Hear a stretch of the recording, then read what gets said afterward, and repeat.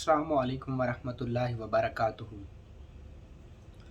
आज हम जिस चीज़ को पढ़ रहे हैं वो है सहर अमराज। हमने अपनी पिछली तमाम क्लासों में सहर के तमाम टाइप्स को बड़ा ब्रीफली और बहुत ही ज़बरदस्त तरीके से डिस्कस किया। अभी आगे भी 3-4 किस्में हमारी सहर की रह रही हैं, तो उन 3-4 किस्मों में एक किस्म सहर अमराज भी है। आपको ये जानकर हो सकता है कि ताज्जुब लगे कि मर्ज़ के पीछे भी जादू की शिकायत हो सकती है। तो बिल्कुल आपने सही सुना, बहुत ज़्यादा मर्ज़ों की तो नहीं, लेकिन हाँ चंद एक मर्ज़ ज़रूर ऐसे हैं जिनसे कि अमराज भी पैदा किए जा सकते हैं। दरअसल हमने अपने इस चैनल के ऊपर एक वीडियो बना के रखी थी इख्तियार इबलीस के नाम से, कि अल्लाह ने शैतान को क्या क्या अख्तियारात दिए और वो क्या क्या कर सकता है। तो उस वीडियो बनाने का मकसद दरअसल यही था, क्योंकि ज़मीन पर अल्लाह रब्बुल इज़्ज़त ने कुछ मखलूक़ात इंसान या औलाद आदम की आजमाइश के लिए छोड़ी हैं, जो कि इंसान को बहकाने के लिए या इंसान को और रब के दरमियान तसादुम पैदा करने के लिए कुछ क़ुव्वतें मज़ाहमत करती हैं, और बिलाशुबा वो क़ुव्वतें शयातीन से हैं, जो कि आदम का खुल्लम खुल्ला दुश्मन है। और आपको पता है कि जादू शयातीनी जिन्नात की मदद से ही मुमकिन होता है। जादूगर के पास लामहला कोई रहमानी क़ुव्वत तो होती ही नहीं कि वो रहमान से मदद तलब करके ऐसा करता हो, हरगिज़ नहीं। तो फिर क्या होता है? दरअसल सहर अमराज मर्ज़ से निकला है, यानी बहुत सारे मर्ज़ों, अमराज यानी मर्ज़ की जमा, मर्ज़ का मजमुआ। तो इसमें हम सबसे पहले डिस्कस करते हैं कि ये जादू की ये किस्म काम कैसे करती है, या ये जादू कैसे लगाया जाता है। दरअसल ये जादू सबसे पहले इंसान के दिमाग की मोर्चा बंदी करता है शयातीन। सबसे पहले कोई हसद करने वाला आपका दुश्मन भी हो सकता है, या शयातीन खुद भी कर सकते हैं, क्योंकि जादू दो ही लोग करते हैं, एक शयातीनी जिन्नात और एक शयातीनी आमिल, काली ताकतों के माहिरीन।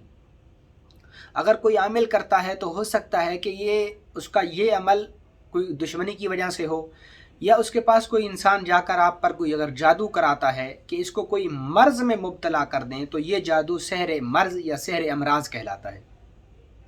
इसमें जिन्नात से या शयातीनी जिन्नात से काम लिया जाता है, और शयातीनी जिन्नात से काम लेने से मुराद ये होता है कि जो उसके पास शयातीन की कलमों की सिद्धियाँ होती हैं, जो शयातीन की अरवाह होती हैं, या जो अरवाह खबीसा होती हैं, आमिल उनको बुलाता है और बुलाकर मंत्रों के ज़ोर पर उस इंसान के ऊपर मुतय्यन करता है जिस इंसान पर जादू करना मकसूद होता है।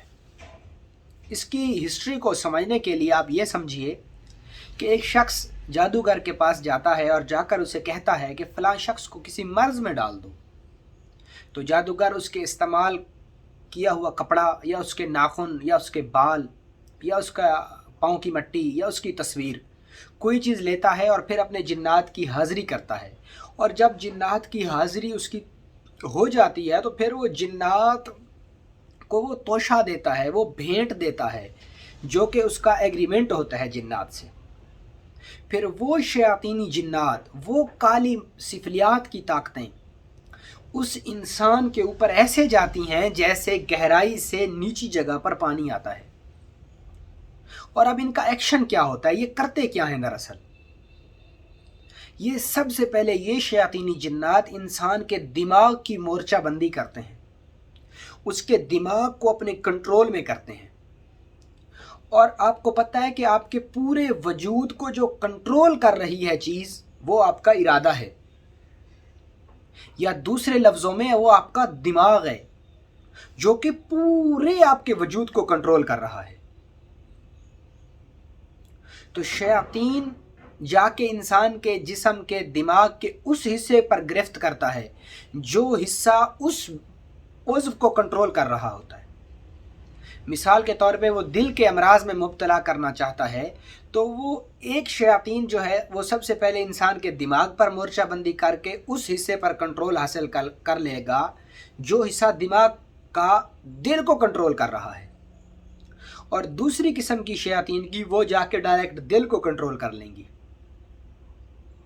پھر کیا ہوگا، یا تو دماغ سے انسٹرکشن جاری ہی نہیں ہوں گی، یعنی دماغ اپنا کام ہی نہیں کرے گا۔ اگر وہاں پہ کوئی تکلیف ہو رہی ہے، یہاں پہ سینہ یہاں پہ ہوتا ہے، دل انسان کے سینے کے درمیان میں ہوتا ہے، تو وہاں پہ اگر تکلیف ہو رہی ہے تو یہاں سے انسٹرکشن دماغ کو نہیں جائیں گی، اور دماغ سے انسٹرکشن وہاں اس مطلوبہ حصے تک پہنچیں گے ہی نہیں۔ وہ سگنل یا تو پہنچے گے نہیں، اگر پہنچے گے نہیں، اگر پہنچیں گے بھی صحیح تو اتنا تیزی کے ساتھ پہنچیں گے، اتنا تیزی کے ساتھ وہ سگنلز پہنچیں گے کہ ایز اے ریزلٹ یہ ہوگا کہ انسان کو وہ مرض لاحق ہو جائے گا۔ وہ دل کا مرض بھی ہو سکتا ہے، وہ کوئی اور مرض بھی ہو سکتا ہے۔ اچھا، ہمیں کیسے پتہ لگے گا کہ ہمارے اوپر یہ جو مرض ہے یہ سحر کی وجہ سے کیا گیا ہے؟ جو سحر کی وجہ سے مرض کیا جاتا ہے نا، اس مرض کا آپ کو کہیں بھی علاج نہیں لگے گا، بھلے وہ مریض کتنی دوائیاں کیوں نہ استعمال کر لے، تو اس کا علاج ممکن ہی نہیں کہ ہو پائے، وہ ٹھیک نہیں ہو سکے گا۔ کیوں؟ کیونکہ اس کو سحر امراض میں مبتلا کیا گیا ہے، اس پر استخراجی شیاطینی قوتوں کے ساتھ اس مرض کو لاگو کیا گیا ہے۔ اس کی ایک ہی بڑی سمٹم ہے کہ آپ لاکھ دوائیاں لے لیں، آپ ہومیوپیتھک لے لیں، آپ ایلوپیتھک لے لیں، آپ ہربل لے لیں، سب سے پہلے وہ دماغی مریض بنے گا، اور اس کے بعد اس کے جسم کا کوئی ایک عضو کام کرنا بالکل بند کر دے گا۔ تو وہ سحر امراض میں سے ہے۔ سب سے پہلے وہ مریض اس کا دماغ کام کرنا بند کر دے گا۔ کیوں؟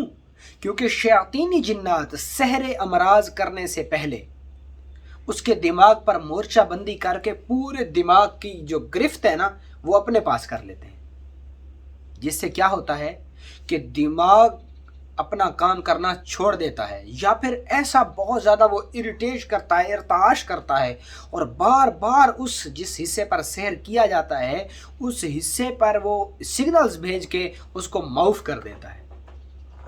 یہ اس کے اندر ایک عجیب سی بے چینی پیدا کر دیتا ہے، جیسا کہ غلط سگنل آنا شروع ہو جاتے ہیں۔ اور مرض کیا ہے؟ مرض آپ کا ارادہ ہے، اور شفا کیا ہے؟ شفا بھی آپ کا ارادہ ہے۔ دراصل پوری روحانیت ارادے کے اوپر ہے، پورے آپ کے دین کی جو بیس ہے وہ بھی آپ کی سینس آپ کے ارادے پر ہے۔ اور آپ کو یہ جان کر حیرت ہوگی کہ آپ کا یہ جو وجود ہے یہ بھی کن یعنی ارادے سے بنا ہوا ہے۔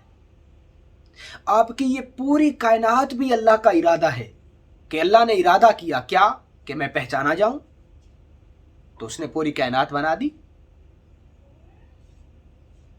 کیوں کہا کہ مجھے تیرا عمل نہیں، مجھے تیرا ارادہ چاہیے۔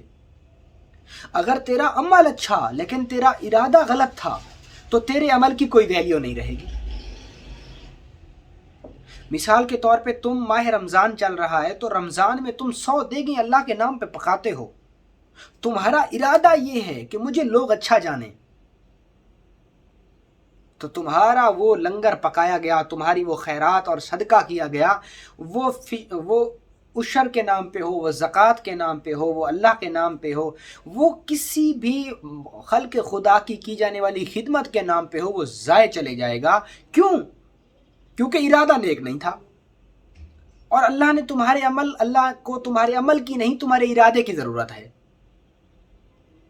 یہاں پہ جو سحر امراض ہے یہ بھی سب سے پہلے جا کے آپ کے ارادے کو گرفت بناتا ہے، کیونکہ ارادہ از دا بیسک یہ ایک بنیادی چیز ہے ہمارے جسم کی، خواہ وہ اسلام کے نقطہ نظر سے دیکھ لیں، خواہ وہ روحانیت کی نظر سے دیکھ لیں، خواہ وہ آپ دنیا داری کی نظر سے دیکھ لیں گے، آپ جو سوچیں گے وہ ہوگا۔ آپ کے پورے وجود کو جو چیز کنٹرول کر رہی ہے وہ تو آپ کا ارادہ ہے نا، وہ تو آپ کی تھنکنگ ہے، وہ آپ کی سوچ ہے۔ اب ہم آ جاتے ہیں کہ کون سے وہ مرض ہیں یا وہ کون سے امراض ہیں جو کہ سحر کی وجہ سے لگائے جا سکتے ہیں۔ تو ان میں سب سے پہلا امراض ہے دماغی امراض، سر درد۔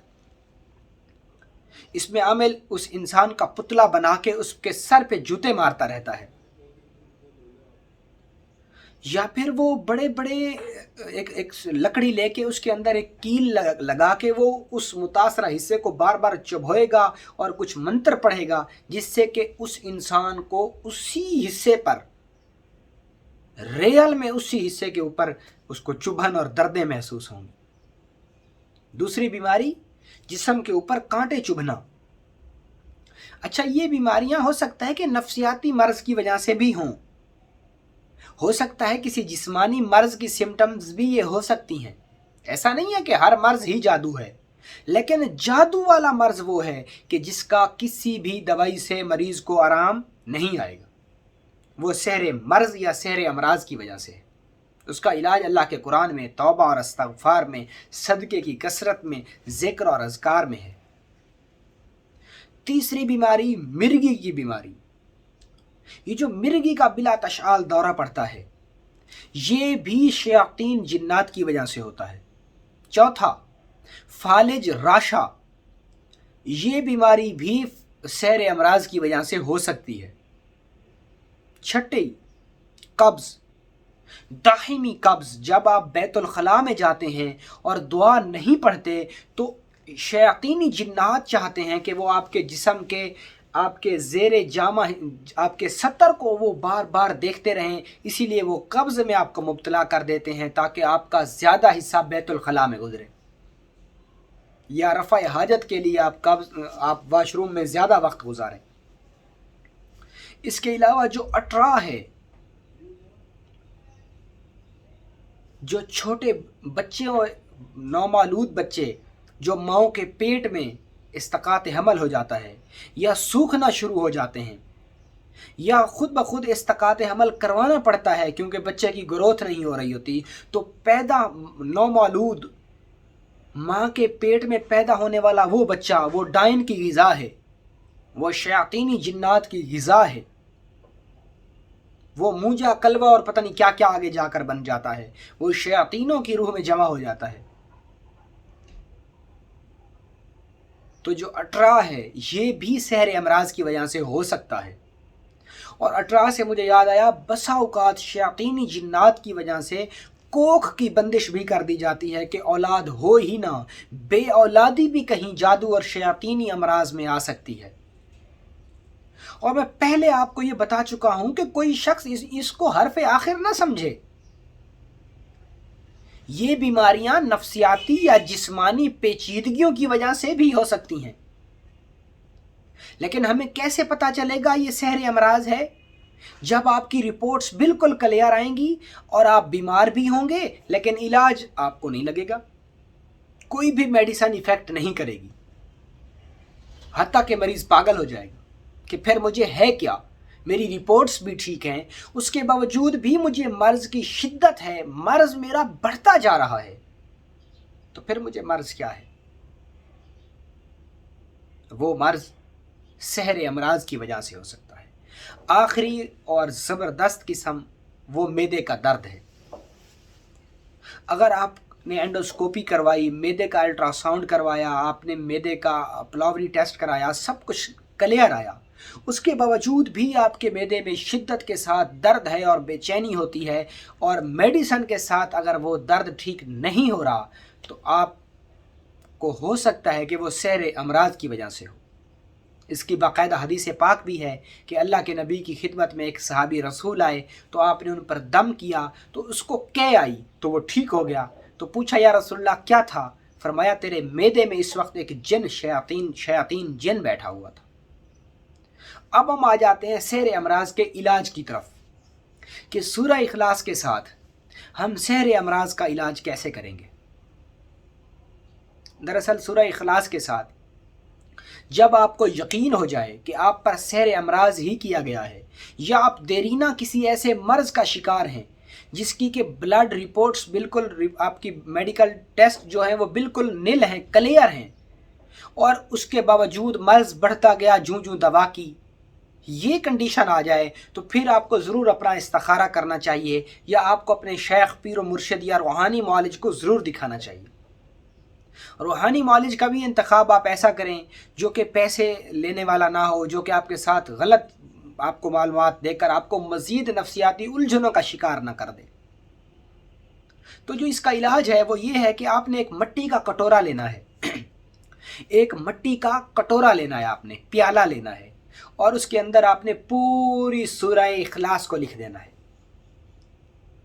اس کے اندر آپ نے پوری سورہ اخلاص کو ایسے رنگ کی شکل میں، گول شکل میں آپ سورہ اخلاص کو لکھ دیں، اور جب آپ اینڈ پہ جائیں تو اس میں آپ اپنا اور اپنی والدہ کا نام لکھ دیں، اور ایک سٹیٹمنٹ لکھیں، یا الہی بحرمت سورہ اخلاص فلاں بن فلاں کو سحر امراض سے نجات ہو، دہائی اسم اعظم یا احد یا اللہ یا سمد، یہ آپ نے لکھنا ہے۔